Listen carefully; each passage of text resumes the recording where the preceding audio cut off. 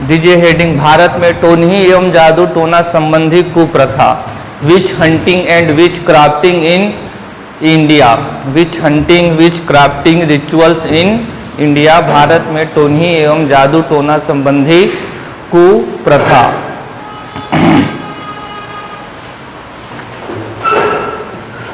देखिए, थोड़ा हम इसके फिलॉसफी को बता देते हैं कि इसके पीछे फिलॉसफी क्या है, दार्शनिक चिंतन क्या रहता है काला जादू के पीछे या जादू टोना के पीछे। देखिए, एक जॉर्ज गैलो महोदय आए थे, बहुत बड़े दार्शनिक रहे, और उन्होंने कहा ये जो दुनिया में जो ईश्वर है, ये जो धर्म की उत्पत्ति है, उसका कारण है भय और डर। पाषाण युग में मानव के पास कुछ नहीं था, नियतिवाद पर वह जीवन व्यतीत करता था। कभी बाढ़ का संकट तो कभी सूखा का संकट तो कभी जंगली जानवरों का संकट, लगातार उसके मन में भय बना रहता था। यही मानव भी दूसरे मानव का दुश्मन हुआ करता था, दूसरे मानव को ही मारकर उसका भक्षण कर लेता था। तो उसको लगातार दूसरे मानव से भी संकट है, बाढ़ से भी संकट है, सूखा से भी संकट है, बाढ़ से भी संकट है, गर्मी से भी संकट है, ठंडी से भी संकट है, यानी उसका जीवन हर क्षण भय से बीतता था। तो ऐसे में उसने एक ऐसी शक्ति की कल्पना की जो उससे अधिक शक्तिशाली हो और इन समस्याओं का हल वो निकाल सके, क्योंकि खुद वो इन समस्याओं का हल नहीं निकाल रहे थे। तो उन्होंने एक परलौकिक शक्ति की कल्पना कर ली जो अत्यंत ही शक्तिशाली है और उन्हें इस संकट से मुक्ति दिला सके। अब उन्होंने एक शक्ति की कल्पना की जो पॉजिटिव वे में है। पॉजिटिव वे में यानी एक ऐसी शक्ति जो नकारात्मक शक्ति को क्या कर रही है, दूर कर रही है। तो इस तरीके से मानव ने दो प्रकार की शक्ति की कल्पना कर ली। एक हो गया नकारात्मक शक्ति जो संकट लाता है, और दूसरी वह जो इस नकारात्मकता को दूर करता है, या ना सकारात्मक शक्ति। अब इस शक्ति को लेकर दो लोग समाज में धीरे धीरे बनते गए। एक लोग वे आ गए देवार गुनिया जो उस सकारात्मक शक्ति को आपके हक में लाने का दावा करते हैं, और दूसरे वे लोग आ गए जो उस नकारात्मक शक्ति को आपके जीवन में लाकर संकट लाने का काम करते हैं। तो जो सकारात्मक शक्ति वाला है वो नकारात्मक शक्ति को लेकर दूर करेगा और सकारात्मक शक्ति को लाएगा। तो वहीं ऐसी भी मान्यता बन गई कि कुछ लोग ऐसे हैं जो नकारात्मक शक्ति को लाते हैं और सकारात्मक शक्ति को दूर करते हैं।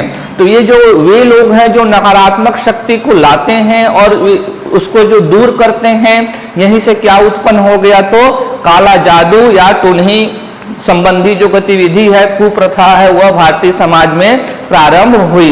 लेकिन आज सामाजिक हमारे क्षेत्र में गहन रूप से जुड़ा हुआ है, गांव में अभी भी यह व्याप्त है, लेकिन साइंटिफिक टेम्परामेंट को देखें तो इसका आज कोई अस्तित्व नहीं होना चाहिए। 21वीं सदी चल रही है, इंडस्ट्रियल 4.0 चल रहा है, ये सारी चीजें का कोई वैज्ञानिक आधार नहीं है। आज स्पष्ट रूप से सभी जानते हैं कि ये जादू टोना संबंधी चीजें नहीं होती हैं, लेकिन फिर भी समाज में इससे संबंधित अनेक प्रकार की घटनाएं घटती हैं, इसीलिए हमको इसको समझ लेना भली भांति आवश्यक है।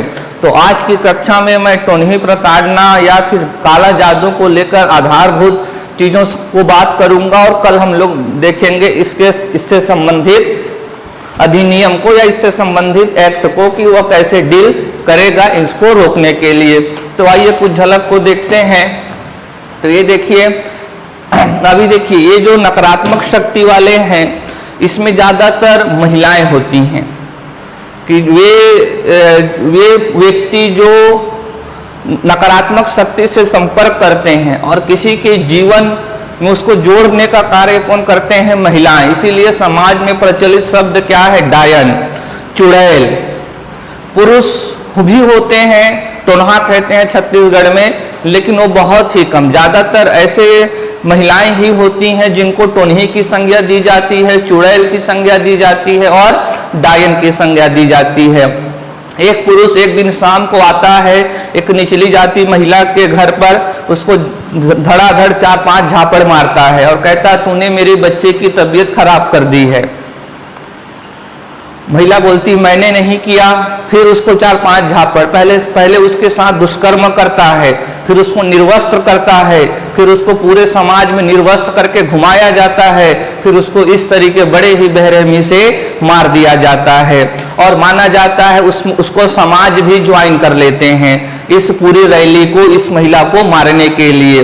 क्यों? क्योंकि लोग अपनी कमजोरियों का जिम्मा कहाँ ठहरा देते हैं? इस महिला पर। किसी का मानना है इस महिला के कारण मेरा व्यापार कम हो गया, इस महिला के कारण मेरे को रोग हो गया, इस महिला के कारण मेरे परिवार में सुख संपत्ति अब नहीं रही। तो ऐसी धारणा बनाकर लोग महिलाओं को मार देते हैं, जान से मार देते हैं, आग से जला देते हैं, इनके घरों को तोड़ देते हैं, इनका सामाजिक बहिष्कार कर देते हैं, जो पूर्णतः अनुचित है। आज के इस वैज्ञानिक युग में किसी महिला को जादू टोना डायन चुड़ैल कहकर मार देना ये किसी भी तरीके से स्वीकार्य नहीं है। सुप्रीम कोर्ट ने कहा यह घृणित मानव अधिकार का उल्लंघन है, किसी को भी इस तरीके की गतिविधि नहीं करनी चाहिए। इसीलिए आप लोगों से भी हम बार बार कहते हैं, जब भी आप धार्मिक, और इसका बड़ा ही घना संबंध है धर्म और काला जादू का, जब भी आप धर्म की कोई गतिविधि करते हैं, जब आप आंख मूंदकर कोई कर्मकांड करते हैं, यानी आप इन्हीं प्रक्रियाओं में शामिल हो रहे हैं और एक उसका हिस्सा बन रहे हैं। आज आप सुपरवाइजर की तैयारी कर रहे हैं और अगर आप इसको सिर्फ पढ़ेंगे, अगर आत्मसात नहीं करेंगे, तब तक यह आपके जीवन में काम आने वाला नहीं है। और सुपरवाइजर बनकर भी आप कभी अपने आप को माफ नहीं कर पाएंगे, क्योंकि इसको आप रोकने ही नहीं जाएंगे, क्योंकि आपके अंदर भी वो धार्मिक भावना, कर्मकांड, पाखंड, आडंबर सब कूट कर भरा हुआ है। तो इसको लेकर आत्म चेतना और आत्म जागरण की अत्यंत आवश्यकता है। जरा देखिए किस बेरहमी से महिलाओं को मारा जाता है गांवों में, और छत्तीसगढ़ लीडिंग स्टेट है टोनही या काला जादू को लेकर यहाँ पर जो घटनाएं होती हैं महिलाओं के साथ में, देख रहे हैं किस तरीके से महिला को मार जान से ही मार दिया जाता है, निर्वस्त्र कर घुमाया जाता है, इनके घरों को जला दिया जाता है, अनेक प्रकार की घटनाएं होती रहती हैं। ये असम का मोरी गांव जिला है, यहाँ पर फेमस वाइल्ड लाइफ सेंचुरी भी है, और एक महिला को आप ब्लैक रिचुअल्स करते हुए देख रहे हैं, काला जादू करते हुए देख रहे हैं, बड़ा फेमस है ये गांव। इसी के नाम से एक टूरिस्ट साइट भी बना हुआ है, गांव का नाम है मेओंग। गांव का नाम क्या है? मेओंग। यहाँ दुनिया भर के लोग काला जादू से संबंधित उपचार के लिए जाते हैं। चूंकि मेरा जीवन 15 वर्ष गांव में ही बीता है, तो मैं इन सब से काफी ज्यादा वाकिफ हूँ।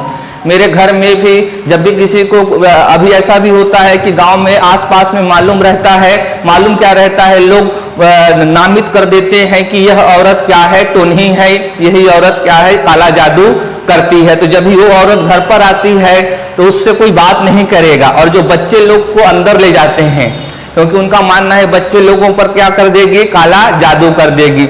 मेरे को तो ऐसा भी पता चला कि काला जादू कराने वाले लड़की भी सेट करा सकते हैं। मैं बोला बताओ कहाँ है, फिर वो मैं ही जाऊंगा उनके पास। लेकिन समझ रहे हैं, तो ऐसे भी धारणा प्रचलित रहती है, सच में रहती है ऐसी धारणा काला जादू को लेकर, वो सब कर सकते हैं ऐसा विचार रहता है। जरा देखिए एक टोटका देखिए, अभी आप दिवाली के समय रोड पर जाइए, आपको दिखाई देंगे कहीं कुम्हड़ा, कहीं घड़ा, सारी चीजें। एक टोटका किया गया है, ये काला जादू से संबंधित मेवाओं का ही है। तो देखिए एक खबर देखिए, यह बिलासपुर की है ये खबर। तो नहीं होने का आरोप लगाए जाने से प्रताड़ित महिला ने खुद को उसने आग लगा लिया, क्योंकि समाज में उसको इस हीन दृष्टि से देखा जाता था कि गांव की पूरी परेशानी की समस्या कौन हो, तुम हो। अगर कोई बच्चा बीमार है तो उसका भी कारण कौन हो, तुम। मेरे को व्यापार में हानि हो रही, उसका भी कारण कौन, तुम। समझ रहे हैं? मेरे परिवार से सुख संपत्ति सब छीन गया, उसका भी कारण कौन, तुम। तो इस तरीके से, लेकिन उसके बच्चे ने जान पर खेलकर बचाई जान, किसकी? तो प्रताड़ित महिला की। कुप्रथा आज भी समाज पर हावी। ये खबर है बिलासपुर की। ये खबर है अभी 2022 में बहुत चर्चित हुआ, समाचारों पर बना रहा, नेशनल न्यूज बना। केरल में 2 महिलाओं का कथित तौर पर जादू टोना अनुष्ठान आरोप के तहत अपहरण कर लिया गया। उनका सिर धड़ से अलग कर दिया गया और उन्हें दफना दिया गया। इस प्रकार की क्रूरता 21वीं सदी में हम बार बार कह रहे हैं, हमारा देश तब तक विश्व गुरु नहीं बन सकता, तब तक डेवलप्ड कंट्री नहीं बन सकता, जब तक हमको अपने दिमाग पर साइंटिफिक टेम्परामेंट जनरेट नहीं करना होगा। अध्यात्म अलग विषय है, धर्म का पाखंड अलग विषय है। धर्म का मूल स्वरूप आज बना ही नहीं रह गया है। धर्म जिसको आज आप कह रहे हैं वो कुछ लोगों ने अपने फायदे के लिए बना दिया है। धर्म का सीधा सा अर्थ है स्व कर्तव्य पालन। हमारे जो मनुष्यों ने जो लिया है धर्म का, अगर आप अपने कर्तव्य का पालन कर रहे हैं, यानी आप शिव भगवान शिव का मतलब है कल्याण, आप कल्याण कर रहे हैं, भगवान शिव की आराधना कर रहे हैं, अगर बत्ती हिलाने या मूर्ति पूजा से नहीं होगा तो आपको स्वयं दूर होना पड़ेगा, स्वयं अपनी आत्मा को जगाना पड़ेगा। तो नहीं कुप्रथा को समझने या उसकी समस्याओं पर ध्यान केंद्रित करने से पूर्व यह जानना आवश्यक है कि आखिर तो नहीं किसे और क्यों कहा जाता है। अभी देखिए, विच मतलब कि क्या, डायन या फिर चुड़ैल, क्राफ्ट यानी कि कौशल या योग्यता, यानी ऐसी औरत, आमतौर पर हम बताएं कि 1% केस में किसको माना जाता है, पुरुष को। 99% केस में चुड़ैल या डायन किसको कहा जाता है, औरतों को। तो एक ऐसी औरत जिसके पास डायन या चुड़ैल बनने की क्या हो, योग्यता हो, उसको ही क्या कहेंगे, डायन कहेंगे। ऐसी औरत जिसके पास काला जादू करने की शक्ति हो, योग्यता हो, कुशलता हो, उसी को क्या कहेंगे, चुड़ैल। जादू टोना को नकारात्मक अलौकिक शक्तियों का हस्तक्षेप और अभ्यास माना जाता है। हम बताएं कि मानव ने 2 परलौकिक शक्ति की कल्पना की, अगर एक पॉजिटिव आएगा तो ये क्या है। अभी उसने क्यों पॉजिटिव शक्ति की कल्पना की, क्योंकि उसके जीवन में क्या था, संकट था। संकट, क्योंकि उस संकट को हल कर ही नहीं पा रहा था, तो उसने यह सोचा कि यह तो मानव के बस में ही नहीं है, मानव के अधिकार क्षेत्र में ही नहीं है। तो उसने एक ऐसी शक्ति की कल्पना की जो बहुत पावरफुल है, वो सभी समस्याओं का हल कर सकता है। तो यानी एक तरफ संकट और एक तरफ संकट हरता, 2 लोग हो गए। तो कुछ लोगों आपसी रंजिश को भुनाने के लिए कुछ लोगों ने क्या कह दिया कि यह व्यक्ति संकट से संपर्क करता है, यह व्यक्ति संकट से संपर्क करता है और समाज में क्या लाता है, संकट लाता है। और ऐसा कौन किया होगा, इधर वाला पुरोहित जो उस सकारात्मक शक्ति से संपर्क साधने का दावा करता है। समझ रहे हैं। तो यह जो काला जादू है, यह जो टोनही है, यह जो विच हंटिंग है, इसका संबंध किससे है, परलौकिक, इहलोक से नहीं, किससे, तो परलोक से है। परलोक में भी अब देखिए, आप तो स्वयं ही अपने धर्म को जरा झांक कर देखिए, किसी भी धर्म दुनिया को झांक कर देखिए, there is negative and there is a positive also. दोनों चीजें होती हैं, राक्षस भी है और क्या है, देव भी है। तो वे लोग जो राक्षसों से संपर्क साधते हैं उनको काला जादू कह रहे हैं, और वे लोग जो देवताओं से संपर्क साधते हैं उन्हें पुरोहित या धर्म गुरु या अनेक नामों से उनको जाना जाता है, देवार, बैगा, गुनिया इत्यादि नामों से। बात को समझ रहे हैं। तो जादू टोना यानी कि क्या, नकारात्मक अलौकिक शक्तियों का हस्तक्षेप और अभ्यास माना जाता है।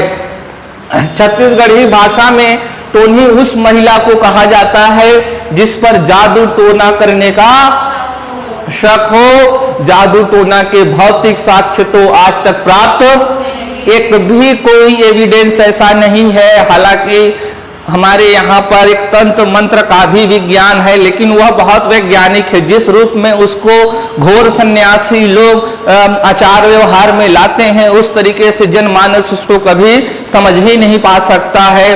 और उस तंत्र मंत्र की भी एक दार्शनिक चिंतन है, उसको लेकर भी कभी समय मिले तो हम बात करें, लेकिन यह पूर्णतः अस्वीकृत है। किसी भी किंतु समाज द्वारा किसी महिला को निशाना बनाकर आसपास घटित हो रही कुछ घटनाओं का आरोप मढ़ दिया जाता है कि सबका कारण कौन हो, तुम ही हो। और आमतौर पर ऐसी महिला जिसका थोड़ा सा चेहरा विकृत रहता है, बाल थोड़े घुंघरालू रहते हैं, उसको चुड़ैल घोषित कर दिया जाता है। जादू टोना जादुई कौशल, मंत्र और क्षमताओं का एक अभ्यास है जो किसी व्यक्ति के शरीर, दिमाग या संपत्ति को प्रभावित करता है। तो यानी कि यहाँ पर टोनही कौन हुई? वह महिला जिस पर काला जादू का आरोप है, वह महिला जिस पर आरोप है कि तुम ही पूरी समुदाय की संकट का कारण है। और इस काला जादू का संबंध किससे है? तो परलौकिक नकारात्मक शक्ति से। किससे है? हमारे यहाँ दो परलौकिक शक्ति हैं, God is a supernatural power. तो वैसे ही ये जो टोनही है, इसका संपर्क किससे है? इस लोक से अलग कोई एक नकारात्मक शक्ति है, उससे यह संपर्क साधती है। हमारे समाज में यह गहराई से हमारे जहन में जुड़ा हुआ है। हरेली के दिन अगर आप देखेंगे तो यह प्रथा अपनाई जाती है। समझ रहे हैं? आज लोग सोशल मीडिया, सिनेमा से देखकर कहते हैं कि एक पॉजिटिव एनर्जी होती है, एक निगेटिव एनर्जी होती है। तर्क करते हैं, तर्क भी नहीं करते, जिद करते हैं। कोई पॉजिटिव कोई निगेटिव एनर्जी नहीं होती है, केवल एक ही चीज होती है, वह है ऊर्जा। ऊर्जा को आप कैसे प्रयोग करते हैं वह आप पर है। अगर उसका सही प्रयोग करेंगे तो वह पॉजिटिव है, और गलत प्रयोग करेंगे तो वह निगेटिव है। बिजली किसी की घर जला दे तो वह नकारात्मक ऊर्जा है, और हमको रोशनी दे दे तो वह, हाँ, पार्थ पूछते हैं वासुदेव से कि ये जो दुर्योधन है उसमें भी तो पॉजिटिव एनर्जी होना चाहिए, फिर वो ऐसा क्यों कर रहा है? तो वासुदेव कहते हैं कि जो जैसा प्रयोग करेगा मैं तो वही हूं, मेरे को जो जैसा देखेगा मैं वैसा हो जाता हूं। समझ रहे हैं? तो कोई चीज नहीं है, एक चाकू हम बार बार बताए, चीजें गलत नहीं होती, चीजें गलत या सही उपयोग पर बनती हैं। दुनिया में ऐसी कोई चीज नहीं है जिसे आप गलत कह दें, दुनिया में ऐसी कोई चीज नहीं है जिसे आप सही कह दें। यही परलौकिक शक्ति, लोगों के कल्याण के लिए करो तो देवता, वही परलौकिक शक्ति लोगों को संकट में लाओ तो क्या हो गए? राक्षस हो गए। तो जैसा आप जिस चीज का उपयोग करते हैं वैसी उस चीज की नियति निर्धारित होती है कि वह सही होगा या गलत होगा। समझ रहे हैं? तो ये आडंबर बहुत ही खतरनाक है और अनेक प्रकार की घटनाएं होते रहती हैं। जैसे देखिए, जैसे पड़ोस में यदि किसी परिवार में लोगों की तबीयत खराब हो रही है या व्यापार में लगातार घाटा हो रहा है, तो इसका श्रेय महिला विशेष को देकर उसके ऊपर अनेक अत्याचार किए जाते हैं। यथा सिर मुंडन कर देना, उसके सर को ही क्या कर देते हैं? मुंडन कर देते। जरा सोच कर देखिए उस महिला की स्थिति क्या होती होगी। वह महिला ने धरती पर रहते हुए नरक को अनुभव कर लिया। गांव में निर्वस्त्र करके घुमाना, मारपीट, अभी तो आपने तस्वीर देखी, अपमानित करना, ताने देना, सामाजिक बहिष्कार और शक के आधार पर हत्या भी कर दी जाती है। तो बात समझ गए? टोनही कौन लोग होंगे? जिन पर परलौकिक नकारात्मक शक्तियों से संपर्क साधने का आरोप है। ऐसे महिलाओं को समाज के संपूर्ण नकारात्मक घटनाओं से जोड़ा जाता है। जैसे कि व्यापार में क्षति, गांव में कोई एक सामुदायिक संकट आ गया, इसको भी माना जाता है किसने लाया? तो अब एक पुरुष गया, उसको धड़ाधड़ 4 झापड़ मार दिया, अब निर्वस्त्र करके उसको घुमा रहा है। एक परिवार सोचेगा मेरे को क्या हुआ? व्यापार में हानि हुआ, यही महिला की होगी, वो भी ज्वाइन कर लिया, वो भी जाकर 4-5 झापड़ बाल घसीटते हुए। फिर दूसरा, मेरे बच्चे को रोग हुआ, किसने किया? यही औरत ने किया होगा। अपनी गलती तो कोई मानेगा नहीं, एक जरिया ढूंढता है कैसे उसकी गलती को पाटा जा सके। तो इस तरीके की घटनाएं होती रहती हैं टोनही प्रथा के कारण। शिक्षा का अभाव, हम फिर से कह रहे हैं शिक्षा का अभाव। शिक्षा बहुत बड़ी चीज होती है। शिक्षा ही इन समस्याओं को हल कर सकती है। हम बार बार उदाहरण दिए हैं, बाल विवाह पढ़ाए तब भी, दहेज प्रथा पढ़ाए तब भी, किसी कानून के जरिए किसी भी समस्या का हल नहीं हो सकता है जब तक आप लोगों को अपने अंदर एक शिक्षा का पॉजिटिव जर्मिनेट न हो जाए, आप लोग खुद उसको न त्याग दे। क्योंकि जब तक आप नहीं त्यागेंगे, उस कर्मकांड को मानते रहेंगे, आपकी आने वाली पीढ़ी भी आपसे वह ले लेगी। समझ रहे हैं? तो खुद अगर आप अपने आप में शिक्षित होंगे, आपके खुद के अंदर सकारात्मक ऊर्जा आएगी, खुद पर विश्वास कीजिए, खुद पर विश्वास कीजिए। मैं अच्छा करूंगा तो वह ईश्वर है जो मुझे अच्छा देगा। अगरबत्ती या फिर जो भी धर्म स्थल जाने से आपको ईश्वर कभी खुश नहीं होता। ईश्वर चाहता है आप कार्य करें। किसी भी ईश्वर की बातों को पढ़ लीजिए, कोई भी धर्म ग्रंथ, कोई भी महाकाव्य, कोई भी चीज उठा लीजिए, तो अपने आप को जागृत कीजिए, तभी ये चीजें हल हो सकती हैं। अगर आज आप लोगों का चेहरा शर्म से अगर ये हो रहा है, शर्म से होना भी चाहिए, क्योंकि यह आप ही के समाज का हिस्सा है और आप ही इसमें उत्प्रेरक हैं, कहीं ना कहीं आप भी इसके हिस्से हैं। लेकिन ये गलानी तभी सही मायने में सही होगी जब आप अपने आप को धर्म और पाखंड से दूर करेंगे। धर्म का मतलब जो प्रचलित आज धर्म का मतलब है, धर्म से कोई अलग नहीं हो सकता। धर्म का मतलब ही क्या है? स्व कर्तव्य पालन, अपना कर्तव्य का पालन करना। आप अपना कर्तव्य करिए, गलत मत करिए। ईश्वर सदैव आपके साथ खड़ा रहेगा। दुनिया की कोई शक्ति आपको क्षति नहीं पहुंचा सकती। अच्छा करते रहोगे तो लोग आपको अपने आप ही रेस्क्यू करने के लिए आ जाएंगे संकट की स्थिति में। समझ रहे हैं? तो खुद आपको करना पड़ेगा। महिलाओं में आत्मनिर्भरता की कमी, महिलाओं को भी हमें क्या बनाना होगा? आत्मनिर्भर बनाना होगा। उनको राजनीतिक शक्ति देनी होगी, उनको सामाजिक शक्ति देनी होगी, उनको आर्थिक शक्ति देनी होगी, तभी वो इससे दूर हो पाएंगे। आमतौर पर किस महिला को डायना चुड़ैल कहा जाता है? जो आत्मनिर्भर नहीं होती है, वो दूसरों पर आश्रित होती है, क्योंकि इस ब्लैक जादू से उसको कुछ आय भी हो जाती है, तो इस वजह से वो भी इस तरफ की ओर उन्मुख हो जाती है। आप अपने समाज में सुने होंगे, हरेली के दिन, दिवाली के दिन लोग चुड़ैल लोग कहाँ जाते हैं? शमशान घाट, उस नकारात्मक शक्ति से संपर्क साधने के लिए। चूंकि जो दिवाली है, हरेली है, वह अमावस्या में होता है, घनी काली रात में होता है। हम बता दिए घनी काली रात किससे संबंधित है? संकट से। मानव जब घनी काली रात आता था, मानव नियतिवाद पर जीवन व्यतीत करता था, उसके पास गुफा के अलावा कुछ नहीं था, तो उस घने काली अंधेरी रात में कभी बाघ आकर उसको खा लेता था, कभी दूसरे मानव आकर उसका भक्षण कर लेते थे, तो कभी कोई रोग हो जाता था, तो कभी सांप काट लिया। तो उन सब से ही उसने इन चीजों को क्या दिया है? जन्म दिया है। महिला सशक्तिकरण करिए। क्या हो सकते हैं? तो महिला सशक्तिकरण का अभाव है। आगे क्या है? आपसी रंजिश को भुनाने का तरीका है। किसी से दुश्मनी है तो उसको क्या कर सकते हैं? इसके जरिए तो नहीं घोषित करके उसको अपना बदला ले सकते हैं। रूढ़िवादी धार्मिक मान्यता है, बड़ा ही गहरा संबंध है किसका? तो धर्म का और काला जादू का, विच हंटिंग का या विच क्राफ्टिंग का बहुत ही घना संबंध है यह धर्म का। क्योंकि हमारे धर्म में अब सब चीजें क्या हो गई हैं? पाखंड हो गया है, आडंबर हो गया है।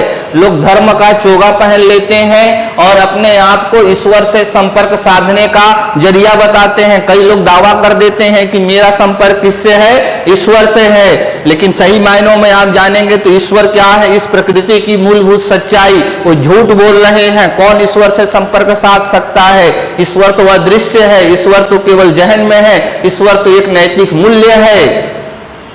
समझ रहे हैं? ऐसी कोई चीज नहीं है हमारे जैसा जिससे आप संपर्क साध लें। ईश्वर सच्चाई है, सत्य है, न्याय है, सुंदरता है। समझ रहे हैं? जो आपको जीवन में अपनाना चाहिए। अगर आप सत्य को अपना रहे हैं, मतलब आप ईश्वर से अपना संपर्क साध रहे हैं। कई लोग दावा करते हैं कि मेरा ईश्वर से बताओ तुम्हारी क्या समस्या है। समझ रहे हैं? कल बता रहे थे, शिवरात्रि का समय था। स्वामी दयानंद जी बहुत धार्मिक परिवार से थे, बहुत बड़े दार्शनिक हुए भारत के आधुनिक दर्शन के पितामह। शिवरात्रि के दिन उपवास थे, पूरा दिन रात में जागरण होने वाला था। बच्चे थे, बोले मैं भी जागूंगा, शिव जी मेरे से क्या हो जाएंगे? खुश हो जाएंगे। उन्होंने देखा रात्रि में एक चूहा आकर शिवलिंग पर रखे हुए लड्डू को खा लेता है और वहीं पर मलमूत्र का शिवलिंग पर ही त्याग कर देता है। उठ खड़े हुए दयानंद जी कहते हैं ये शिव नहीं है, यह कल्याण नहीं है, लोग गलत दिशा में है। जो अपने लड्डू की रक्षा नहीं कर पाया, जो अपने ऊपर चूहे के मलमूत्र से रक्षा नहीं कर पाया, वो हमारा ईश्वर नहीं हो सकता है। फिर वो दुनिया भर घूमते हैं, ज्ञान प्राप्त करते हैं, फिर कहते हैं वेदों की ओर आप लौटिए, वेदों में सही बातें लिखी हुई हैं। ये जो आज हम काम कर रहे हैं, लोगों ने इस पर पूरा क्या ला दिया है, पाखंड ला दिया है। ऐसे कभी भी आप ईश्वर को प्राप्त नहीं कर सकते। उन्होंने एक नव जागरण लोगों में जगाया और उन्होंने शिक्षा दी, वेदों की ओर लौटो। आपको भी हम भी यही सलाह देते हैं। मेरा तो छोड़िए, मेरा तो उतना कभी नहीं है। स्वामी दयानंद जी की बात को मानकर वेदों की ओर लौटिए, सत्य से प्रेम करिए, न्याय से प्रेम करिए, ज्ञान से प्रेम करिए, आपका कल्याण होगा, समाज का भी कल्याण होगा। तो कारण को समझे, बोलिए आगे क्या है। तो ये कुछ आंकड़े हैं, जरा देखिए। पंडित रविशंकर शुक्ल यूनिवर्सिटी है, उसकी स्टडी है। अच्छा ये देखिए कि ये इसमें जिले लिखे हुए हैं, ठीक, और ये साल लिखे हुए हैं। तो अभी आप देखिए कि 2014 में जरा मामले देखिए, ठीक। देखिए तो सबसे ज्यादा कहाँ दिख रहा है इस लिस्ट में, देखिए सूरजपुर कहाँ पर है, 15, ठीक। देखिए मेरे जिला के करीब ही है सूरजपुर। मैं बचपन से ही ये सब सारी चीजें, बहुत डर भी लगता था। मेरे घर में वो भी होती थी, एक औरत आती थी, उसने 2-3 लाख रुपए ऐसे गंवा दिए। अब वो कहती थी मैं ये सब क्योंकि मेरे ऊपर क्या हुआ, काला जादू हुआ। फिर 2-3 बैगा लोग आते थे, रात भर सूपा जानते हैं क्या आप लोग, जिसमें धान ऐसे ऐसे करते हैं, उन लोग रात भर झाड़ू वाड़ू लेकर ऐसा ऐसा करते रहते थे। मैं कहता क्या चल रहा है। उस समय मैं भी हाथ जोड़कर ऐसा रहता था, बैठा रहता था।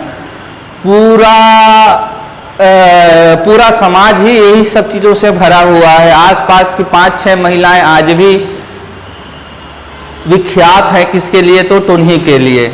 अब मुझे जाकर लगता है उस महिलाओं के सम्मान के साथ मैंने कितना गलत कर दिया। उस समय तो था ही बच्चा, स्कूल में भी पढ़ाई का 3-13 था, रटंत विद्या थी, चीजें समझ में नहीं आती थी। उनको भी उसी रूप में देखते थे। बुखार होता था तो जिम्मेदार किसको मान लेते थे, उस महिला को मान लेते थे। आज भी मेरी दादी 70-80 साल की हो गई हैं, आज कहती है मैं क्यों मर रही हूँ, क्योंकि उस टुन्ही ने मेरे को क्या कर दिया है, पांग दिया है। हम लोग तरफ कहते हैं पांग दिया है, अगर किसी ने जादू कर दिया है तो कहते हैं पांग दिया है वो। तो ऐसी लोगों की धारणा है, उनके जहन में है वो। और जो चीज जहन में हो जाती है उसको दूर करने के लिए एक ही मात्र तरीका है, डर नहीं है। डर से जहन की चीजें कानून में कितनी कठोर सजा दे देंगे, दूर नहीं जाएगा। अब इसको देखिए, इतने सालों में सबसे ज्यादा मामले कहाँ आए, 2005 से लेकर जांजगीर जिले में देख रहे हैं, जहां शिक्षा का थोड़ा क्या है, अभाव है। उन जिलों में आप देख रहे होंगे 95, कहाँ तो बिलासपुर में, बिलासपुर के किस क्षेत्र में, ऊपर वाले में जो पहाड़ी क्षेत्र है। और कहाँ देख रहे हैं 84 मुंगेली में, कहाँ देख रहे होंगे तो पिछड़े जिलों पर है ये, ठीक। ये मुख्यतः कहाँ होता है तो ट्राइबल क्षेत्रों में होता है। आगे देखिए आंकड़े क्या कहते हैं। 2021 राष्ट्रीय अपराध record bureau, national crime record, पढ़ लेना इसको, 1985 में बना था, होम मिनिस्ट्री के तहत काम करता है, यूपीएससी में आ चुका है, कल को पीएससी में आएगा। नेशनल क्राइम रिकॉर्ड ब्यूरो के आंकड़े क्या कहते हैं, 2021 के आंकड़े हैं। भारत के 3 राज्यों में सबसे ज्यादा कहाँ, छत्तीसगढ़, मध्य प्रदेश 18, तेलंगाना 11। देश में जादू टोना के 68 पंजीकृत, ये तो सिर्फ क्या है, पंजीकृत है। अब इसका 2 गुना, अब यहाँ पर 5 गुणा कर लो तो 5 है 40, 5 चक्का 30।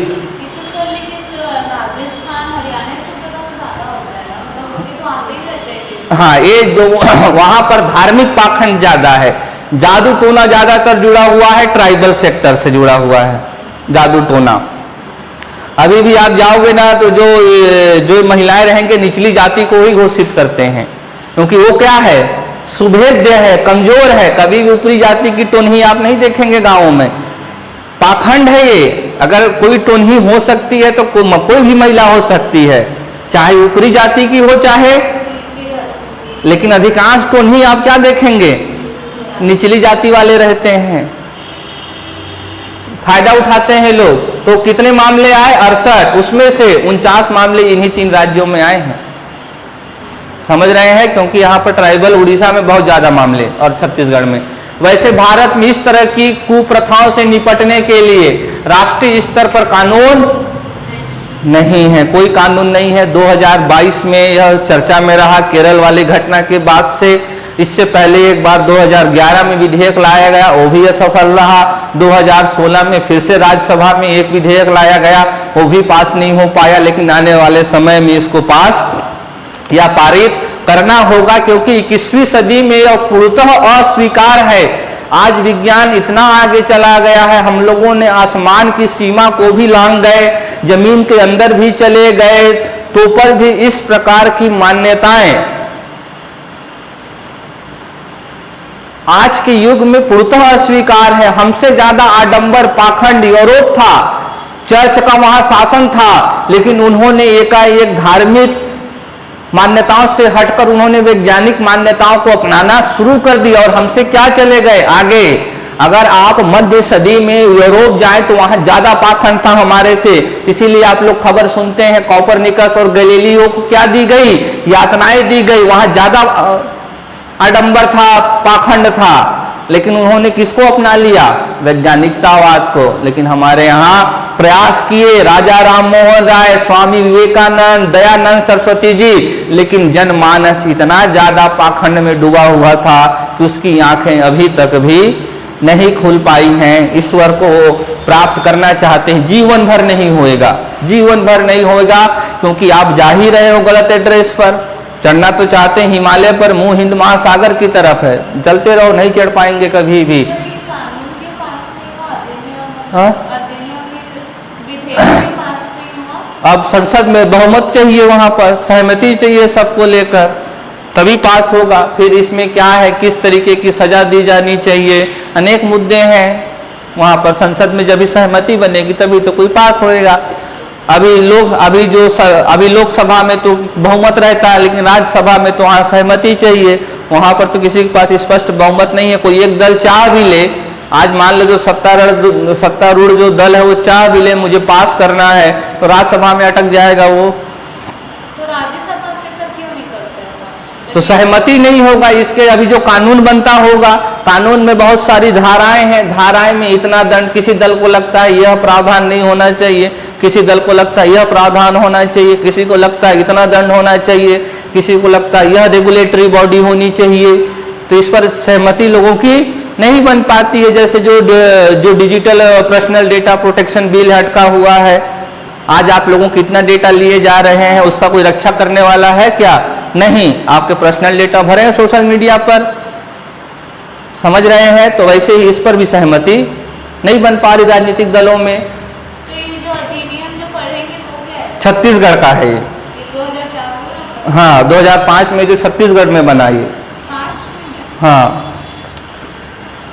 राष्ट्रीय स्तर पर कोई कानून नहीं है, लेकिन कुछ राज्यों ने जादू टोना का मुकाबला करने और महिलाओं को डायन बताकर प्रताड़ित होने से विच हंटिंग बचाने के लिए कानून बनाए हैं। पहला राज्य कौन हुआ? बिहार। बिहार पहला राज्य जहां टोन्ही प्रताड़ना अधिनियम पारित किया गया, टोन्ही रोकथाम अधिनियम 1999। तो हमारे देश में ब्लैक मैजिक, विच हंटिंग, विच क्राफ्टिंग को रोकने के लिए पहला कानून कब बना? कौन सा पहला राज्य हुआ? बिहार हुआ। उसके बाद कहाँ बना? झारखंड में 2001 में, उसके बाद छत्तीसगढ़ में 2005 में, उड़ीसा में 2013 में, राजस्थान में 2015 में, असम में 2018 में। तो ये क्या इतने कानून अभी पाए जाते हैं, लेकिन राष्ट्रीय तौर पर कोई कानून नहीं है। राज्यों के अपने अपने कानून इस पर बने हुए हैं, तो हमको छत्तीसगढ़ वाला पढ़ना है। तो थोड़ा आपको अनुभूति होनी चाहिए कि यह कानून कितना महत्वपूर्ण है और इसका क्या प्रभाव आएगा। भीम तुरी बनाम असम राज्य में सुप्रीम कोर्ट क्या कहते हैं जरा देखिए। अदालत ने कहा उत्तर पूर्वी राज्य भी बहुत ज्यादा जादू टोना में रहता है। हम जैसे बताए जो मेओंग जो गांव है असम में, वो बहुत प्रसिद्ध है। आप चाहे तो देखेंगे तो इंटरनेट में बहुत सारे, उसके यूट्यूब में बहुत सारी चीजें होंगी। और आश्चर्य की बात यह है कि न्यूज़ चैनल वाले रिपोर्ट भी करते हैं उसको, ताकि अपना व्यूअरशिप वो बढ़ा सकें। यह उनसे दूर रहना चाहिए, उनको प्रचारित नहीं करना चाहिए। अब एक वो तमाम नैतिक बातें कर सकते हैं वो, लेकिन एक गलत चीज़ों से उनको पैसा कमाने में नैतिकता वहाँ वो ध्यान में नहीं रह जाती है उनकी, समझ रहे हैं। वही न्यूज़ चैनल, इनका हम हमसे कोई आए तो हम बताएं, वही न्यूज चैनल अपने टेलीकास्ट में बताएगा कि सलमान खान, अक्षय कुमार, अजय देवगन, शाहरुख खान, विराट कोहली, धोनी को सट्टे का और गुटखा का प्रचार नहीं करना चाहिए। ब्रेक आता है तो उसी के चैनल पर फिर किसका एडवर्टाइज आएगा? उसी गुटखे का आएगा, दाने दाने में केसर का स्वाद। समझ रहे हैं? तो सब कुछ फ्रेम डिपेंडेंट है, सब ढोंग है, सब रच रहे। अपने दिमाग को खुला करिए और अपने तरीके से सोचिए। वह उसका निजी विषय है, वह उसका निजी विषय है, वो करे या न करे। अगर आपकी ताकत है तो गुटखा को बंद करवाइए देश में। समझ रहे हैं? आप उससे नैतिकता की कामना कर रहे हैं, खुद तो नैतिकता पहले हो जाइए। गांधी जी कहते हैं बदलाव देखना चाहते हो, बदलाव तो बनो, पहले खुद तो अपने टीवी में बंद करो गुटखे के एडवर्टाइज, सट्टे के एडवर्टाइज बंद करो, तब तो आप उन पर आरोप लगा पाओगे। समझ रहे हो? मैं आरोप लगाता हूं किस पर? पाखंडियों पर, क्योंकि मैं पाखंड नहीं करता हूं। मैंने गांधी जी को बात माना, मैं पहले बदलाव बना, तब मैं बदलाव देखना चाहता हूं। और आप लोगों को भी जबरदस्ती नहीं कहता हूं मैं कि करिए, मैं तो सिर्फ आप लोगों से सत्याग्रह कर रहा हूं, क्योंकि मुझे लगता है ऐसा होना चाहिए। तभी हमारा देश, तभी हमारा समाज आगे बढ़ेगा, तभी हम लोग अपने भारत माता की सेवा कर पाएंगे। अन्यथा हमेशा ही कहां रहेंगे? नीचे रहेंगे। आप लोगों ने इतिहास में पढ़ा होगा भारत क्यों आगे नहीं गया? क्योंकि भारत को जो कर्म कांडों ने क्या कर रखा? जकड़ रखा। हमारे जो ऋषि मुनि थे प्राचीन काल में, ऋग्वैदिक काल में हम लोग बहुत आगे थे। बहुत सारे ऋषि हुए वैज्ञानिक आधार पर। ऋषि कड़ा थे, स्वामी विवेकानंद जी ने जाकर शिकागो में यह बात कही, क्योंकि उस समय क्या था हमारे देश में? वैज्ञानिकता था, कर्मकांड नहीं था। ऋषि मुनि लोग नहीं मानते थे। धीरे धीरे मध्य काल में दूसरी चौथी शताब्दी से लेकर इतना कर्मकांड बढ़ गया, इतना अधिक कर्मकांडों पर आधारित काव्यों की रचना की गई और गलत तरीके से पूरी व्याख्या की गई है। स्वामी विवेकानंद जी ने कई बार कहा है और दयानंद सरस्वती जी भी ने कहा है कि वेदों की गलत व्याख्या कर दी गई है। दशानन लिख दिया गया है, तो क्या इसका मतलब 10 सिर हैं? आज एक संगीत बनता है, उड़ता हूं मैं, उड़ता ही फिरूं इन हवाओं में क्यों? तो कल को कोई उस संगीत को पढ़ेगा तो क्या मानो हवा में उड़ता था? उसने तो संज्ञा दी ना कि मेरे विचार कहां उड़ते हैं? हवा में। तो रावण की इतनी बुद्धि रही होगी कि उस रावण की बुद्धि 10 सिर के बराबर एक संज्ञा दी गई थी, क्या बना दिया गया? अब किसी का कहते हैं दोगला, कहते हैं दोगला मतलब क्या? चंडाल। तो क्या उसके दो गला हो जाते हैं? आज जो दोगला कहते हैं ना लोग, तो उसके दो गला है क्या? एक संज्ञा दी जा रही है ना। तो वेद शब्द के इतना कठिन है, लोग ने अपने अपने तरीके से व्याख्या करके एक सामाजिक नियम बना दिया है जिसको लोग मान रहे हैं। और यही पाया स्वामी दयानंद सरस्वती जी ने, इसीलिए उन्होंने अपना पूरा जीवन समर्पण कर दिया इस देश में लोगों की चेतना को जगाने के लिए। लेकिन अगर आज ऐसा लोग मानते होंगे, अगर वो ऊपर रहते होंगे, ऐसा मानते हैं लोग तारों के रूप में, तो वो देखकर शायद उनके अश्रु उनकी आंखों में रुक नहीं पाते होंगे, तर तर तर तर बहते होंगे। मैंने अपना पूरा जीवन खपाया, लेकिन अभी भी लोगों की चेतना जागृत नहीं हो पाई। अदालत ने कहा उत्तर पूर्वी राज्यों में ज्यादातर बुजुर्ग महिलाओं को डायन करार दिया जाता है, जिसके बाद समाज से इस बुराई को दूर करने के नाम पर उनके साथ गंभीर दुर्व्यवहार किया जाता है। अदालत ने इस तरह के कृत्यों को मानवाधिकार के उल्लंघन के सबसे खराब रूपों में माना है। अभी जो मणिपुर में हुआ है वो सबसे खराब रूप है मानवाधिकार का, ये मानवाधिकार के उल्लंघन का। ये भी क्या है? अगर कोई सबसे अधिक उल्लंघन हो सकता है, जो सबसे अधिक घटिया हो, घृणित हो, जिसे आप अपनी आंखों के सामने देख ना सके, वह यही एक रूप है। और आगे कहा यह केवल असम राज्य तक सीमित नहीं है, बल्कि त्रुटिपूर्ण अर्ध धार्मिक मान्यताओं, प्राचीन सामाजिक सांस्कृतिक परंपराओं और अत्यधिक अंधविश्वास प्रथाओं के साथ मिश्रित है। अभी देख लेते हैं उपसंहार, देख लेते हैं क्लोजिंग रिमार्क्स, देख लेते हैं। आर्थिक, सामाजिक, सांस्कृतिक एवं मनोवैज्ञानिक के लिए समझना बहुत जरूरी है। हमारे समाज को इस जटिल समस्या से मुक्ति पाने अनेकों प्रयास करने होंगे। महिलाओं की सुशिक्षा यहाँ लिखा हुआ है, देखिए शिक्षा नहीं लिखा हुआ है। आप लोगों ने तो शिक्षा नहीं लिया होता, हम कई बार साबित कर चुके हैं क्लास में। आप लोगों ने मात्र इंफॉर्मेशन लिया है, शिक्षा कैसी होनी चाहिए ताकि आप उस शिक्षा को अपने जीवन में ला सकें। शिक्षा का मतलब होता है जीवन जीने की कुशलता प्राप्त करना। नौकरी पाने के लिए कभी शिक्षा नहीं होती। अगर आप जीवन जीने की कुशलता सीख जाएंगे, कभी भी शिक्षा की परिभाषा देनी हो तो जीवन जीने की कुशलता को क्या कहते हैं? शिक्षा।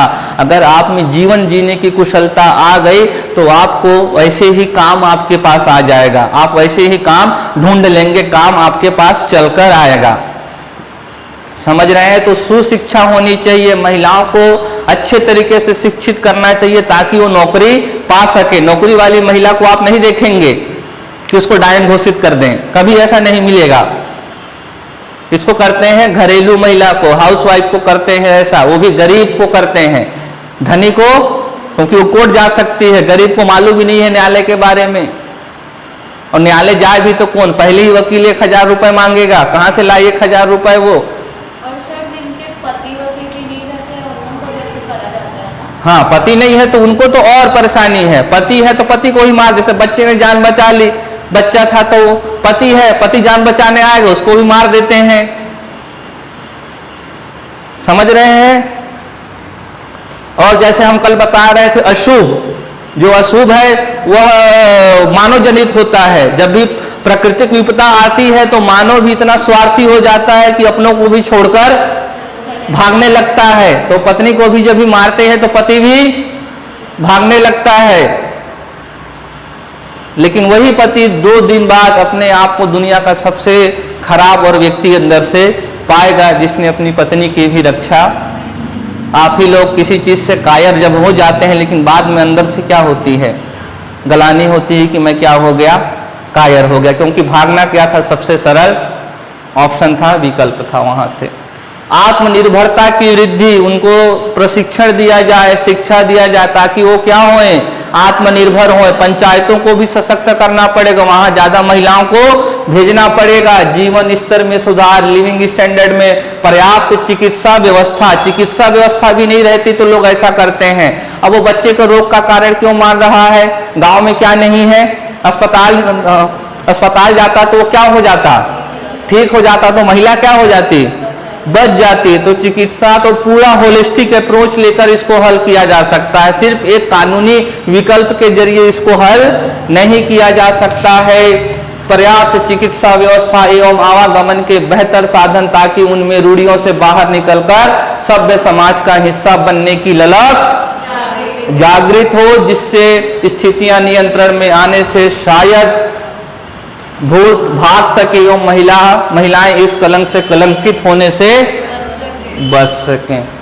ठीक, तो ये था आपका काला जादू और टोनही। तो इसके अधिकांश शिकार कौन है? महिलाएं हैं। और सबसे पहली बात तो अगर महिलाओं को शक्ति प्राप्त करनी है, अगर महिलाओं को अपने आप को ऊपर उठाना है तो खुद महिलाओं को ये धारणा तोड़नी होगी। उनकी अधिकांश स्थिति का आज इस समाज में उनकी दुर्गति का स्वयं कारण क्या है? तो यही सामाजिक कर्मकांड और क्या है? परंपराएं। क्यों महिलाओं को पढ़ने से वो किया जाता है? दहेज प्रथा, बाल विवाह में हम लोग क्या सीखे? स्वयं क्या है? परंपरा और कांड। हम बताएं बाल विवाह में कि अगर 15 वर्ष से आयु से पहले विवाह नहीं होता है, जब महिला की रजस्वला अवधि शुरू हो गई तो पिता का यह मानना है कि जब जब हर माह में उसका माहवारी आएगा तब तब पिता पर क्या लगेगा? पाप लगेगा। इसीलिए पिता 15 वर्ष से पहले ही विवाह कर देता है उस पाप से बचने के लिए। तो यह एक क्या है? आडंबर है। यह क्या है? एक पाखंड है जो धर्म का हिस्सा है।